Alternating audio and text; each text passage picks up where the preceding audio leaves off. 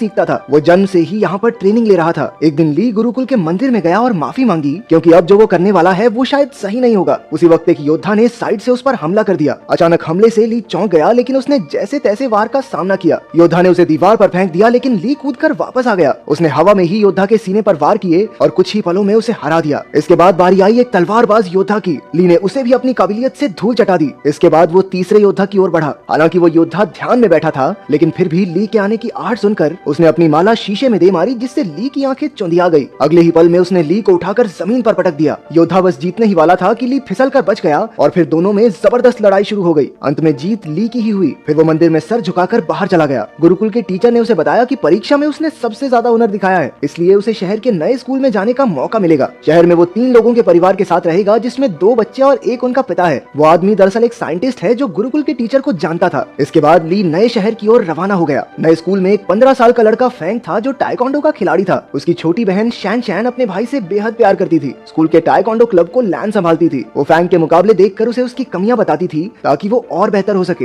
लैन का भाई तो एक नंबर का पेटू था। उसे हर वक्त खाने के सिवा कुछ नहीं सूझता था। वो चारों अच्छे दोस्त थे और आसपास ही रहते थे। दरअसल ली लैन के घर ही रहने आने वाला था। उनके पिता डॉक्टर हैन कड़ी मेहनत से काम में जुटे थे। उसकी पत्नी कई साल पहले गुजर गई थी, तो अब वो काम में मस्त रहता था। वो एक खास डिवाइस तैयार कर रहा था जिस पर शहर के गुंडों की नजर थी। डॉक्टर हैन ने बच्चों को कॉल किया, पर लैन खुश नहीं थी क्योंकि उसके पिता कभी घर ही नहीं आते थे। डॉक्टर हैन ने जल्द ही आने का वादा किया और उन्हें एक तोहफा खोलने को कहा जो उसने घर पर भिजवाया था। असल में उस डब्बे में वही डिवाइस था जो वो गुंडे चुराना चाहते थे। तभी ली ने दरवाजा खटखटाया और लैन उसे अंदर ले आई। वो उसे उसका कमरा दिखाने ले गई और उधर उसके पिता को गुंडों ने बंदी बना लिया। उस गैंग के लीडर लैरी ने डॉक्टर हैन को धमकाकर उससे वो डिवाइस मांगा। डॉक्टर हैन ने कहा कि ऐसा तो कोई डिवाइस है ही नहीं। उसने बताया कि वो तो एआई टेक्नोलॉजी पर काम कर रहा है, जिससे कि उसके बच्चे अपनी माँ की आवाज वाले रोबोट से बात कर सकें। लेकिन लैरी को उस पर विश्वास नहीं हुआ। उसने सीसीटीवी फुटेज से पता लगाया कि वो डिवाइस तो डॉक्टर हैन के घर जा चुका है। फिर लैरी के 2 चेलों ने आगे बढ़कर डिवाइस चुरा कर लाने का जिम्मा ले लिया। स्लॉपी और फिस्ट काफी खुश थे क्योंकि गुंडे बनने के बाद ये उनका पहला मिशन था। उन दोनों ने अजीबोगरीब कपड़ों से भेष बदला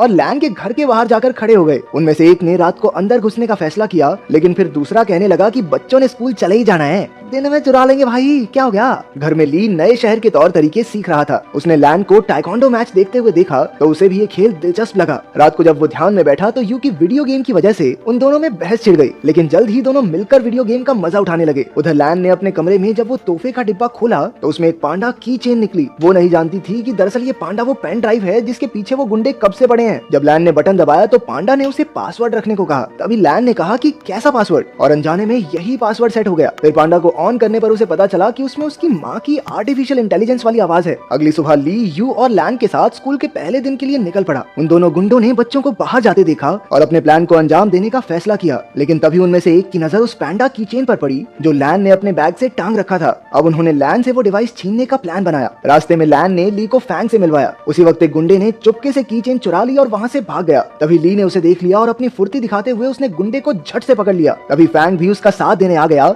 और दोनों ने मिलकर उस गुंडे की खूब धुलाई की, लेकिन वो गुंडा अब भी नहीं माना और एक बार फिर से पैंडा चुरा कर भाग निकला। अब की बार उन सभी दोस्तों ने मिलकर उसे कचरे के डब्बे में फिट करके सड़क से लुढ़का दिया। फिर स्कूल में ली की क्लास के बच्चे एक शाओलिन योद्धा को देखकर हैरान रह गए। वो उससे पूछने लगे कि क्या कभी वो शादी कर सकता है। वो उससे उल्टे पुल्टे सवाल पूछने लगे। तुम कभी शादी कर सकते हो क्या? भाई कुंफू करके दिखा दे भाई। हाँ एक बार दिखा दो। हाँ एक बार भाई एक बार कुंफू करके दिखा दे भाई, मजा आ जाएगा।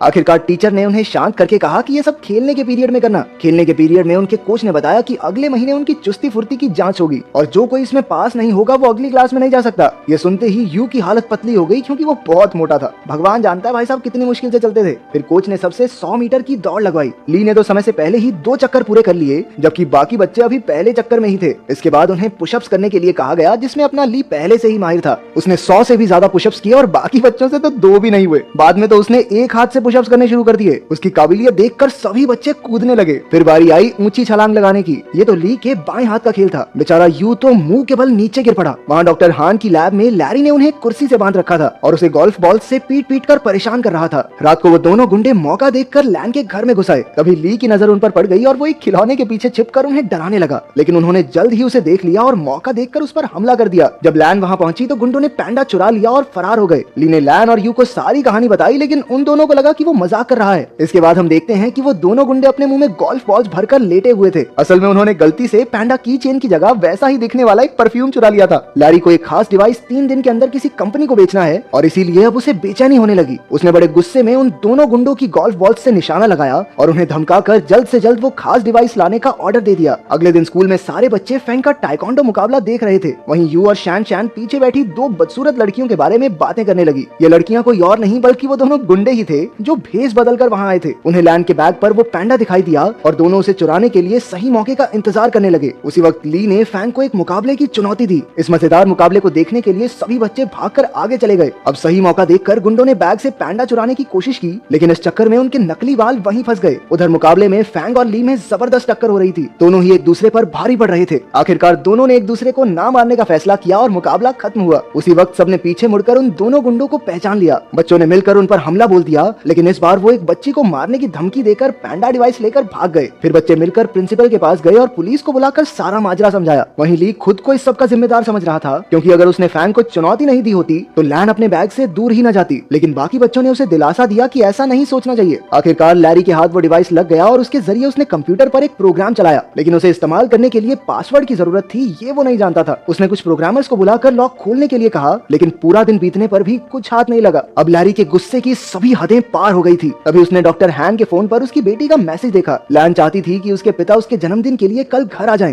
लैरी ने डॉक्टर हान की तरफ से कल पार्टी में पहुंचने का वादा कर दिया। अगले दिन लैन और उसके दोस्त जन्मदिन की पार्टी की तैयारी कर रहे थे। बाकी सब लैन को घर में अकेला छोड़कर उसके लिए तोहफे लेने गए। तभी लैन को उसके पिता का मैसेज मिला कि वो घर के बाहर आ गया है, लेकिन जैसे ही वो बाहर निकली उसे किसी ने अगवा कर लिया और गाड़ी में डालकर ले गया। उसी वक्त ली और उसके दोस्तों ने लैन को वैन में देखा और अपनी साइकिल्स लेकर उसका पीछा करने लगे। अंत में सब डॉक्टर हान की लैब में पहुंचे और लैन को ढूंढने लगे। वहीं लैरी और उसके बिजनेस पार्टनर में बहस छिड़ी हुई थी, क्योंकि लैरी उस खास डिवाइस को कल बेचने वाला था, लेकिन अब तक उसे उसका पासवर्ड तो पता नहीं। अब लैरी गुस्से में लैन के गले पर चाकू रखकर उससे पासवर्ड पूछने लगा। लैन ने जवाब दिया, कैसा पासवर्ड? और उसी वक्त वो प्रोग्राम चालू हो गया। बाहर शुरुआत वाले दोनों गुंडे अड्डे की रखवाली कर रहे थे। ली और फैंग ने उन पर हमला करके उन्हें कुछ ही पलों में चित कर दिया, लेकिन इसके बाद उनका सामना हुआ लैरी के आदमी ब्रैडली से। वो भी एक खतरनाक फाइटर था, इसलिए ली और फैंग मिलकर भी उसे हरा नहीं पा रहे थे। अंदर लैब में लैरी की डील पक्की होने ही वाली थी कि उसी वक्त यू ने आकर चुपके से अपनी बहन और पिता को रिहा कर दिया। ली ने भी वहां पहुंचकर गुंडों का मुकाबला किया। उसी वक्त लैरी पेन ड्राइव वाला बैग लेकर बाहर की ओर भागा, लेकिन डॉक्टर हान, यू और लैन ने मिलकर उसकी धुलाई कर दी। ली एक बार फिर से ब्रैडली के साथ मुकाबला करने में फैंग का साथ देने पहुंच गया। आखिरकार वो दोनों मिलकर उसे हराने में कामयाब हो गए। अंत में पुलिस भी वहां पहुंच गई और सारे गुंडों को पकड़ लिया। बाद में ली और यू को उनकी बहादुरी के लिए